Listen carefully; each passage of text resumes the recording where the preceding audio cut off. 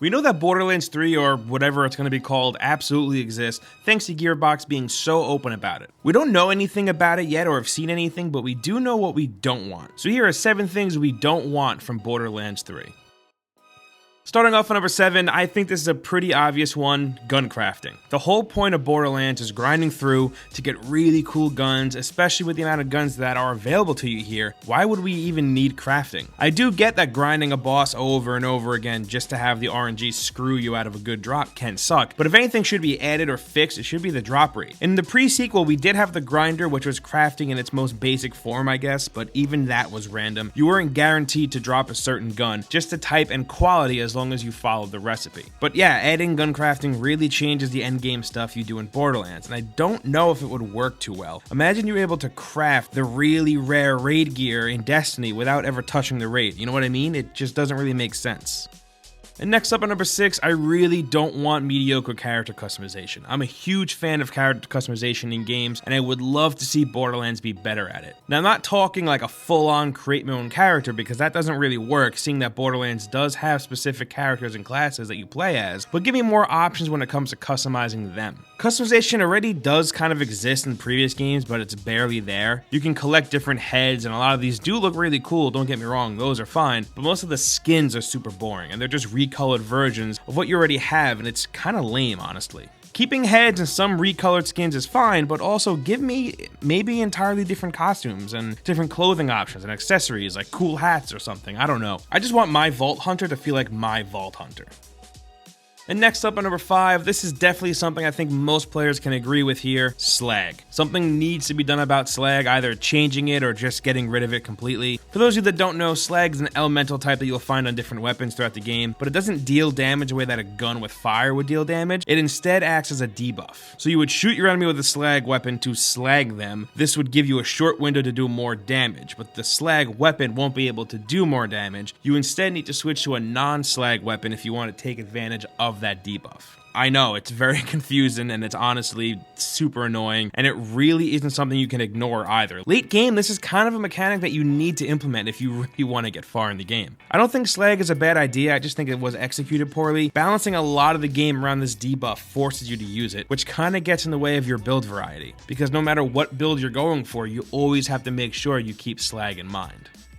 Next up on number 4, I know Pandora is great and 3 out of the 4 games have taken place there, and that's me including Tales from the Borderlands, but wouldn't it be nice to just go somewhere else? And yeah, I know, pre-sequel took us to the moon, yes, that's great, but for 3, I think it would be great to just go to a different planet, like a brand new planet with brand new enemies and brand new wildlife, no more annoying ass threshers or skags. I want something else to annoy the shit out of me. I'm kind of sick of seeing them. I don't know, I just think overall it's time for a change of scenery. Like I said, Pandora is great, and so are the wacky characters that live there, but can we really spend another game running around Pandora, killing all the same enemies and receiving quests from all the same people? The ending of Borderlands 2 does lead you to believe that there are more vaults throughout the galaxy and other planets, so why not show us those? I'd love to see Gearbox tackle a different environment. Imagine playing Borderlands but on a beautiful, lush planet. Or give us a few different environments. I don't think we need wastelands all over again.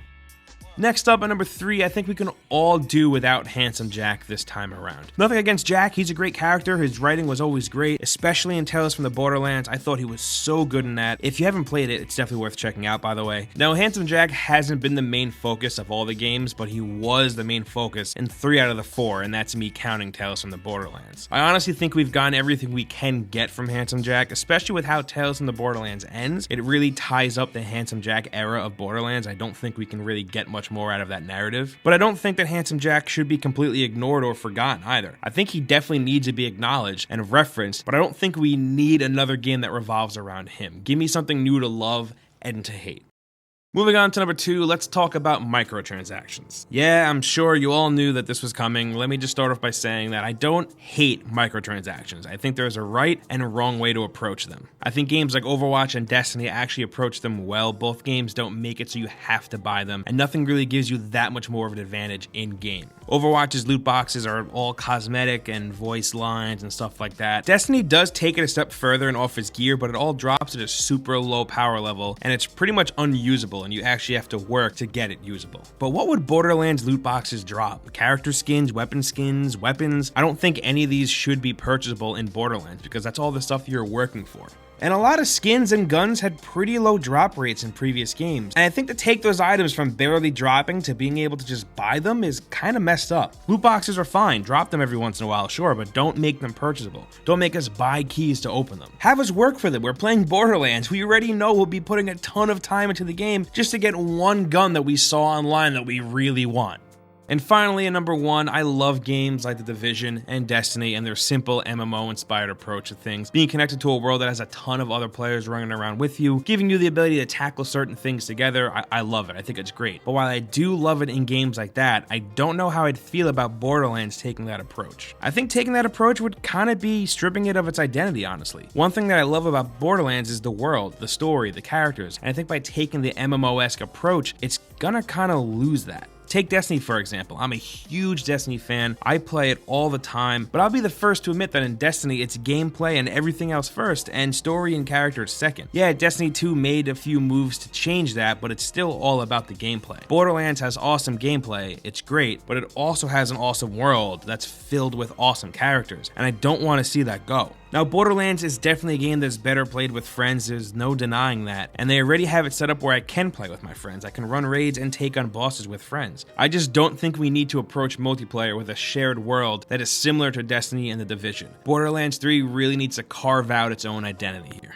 And those are 7 things we don't want from Borderlands 3, but we want to hear from you. So meet us down in the comments and let us know what you think. How would you guys feel about a shared world experience similar to Destiny? And do you think it's time to move on from Pandora and Handsome Jack? Let us know.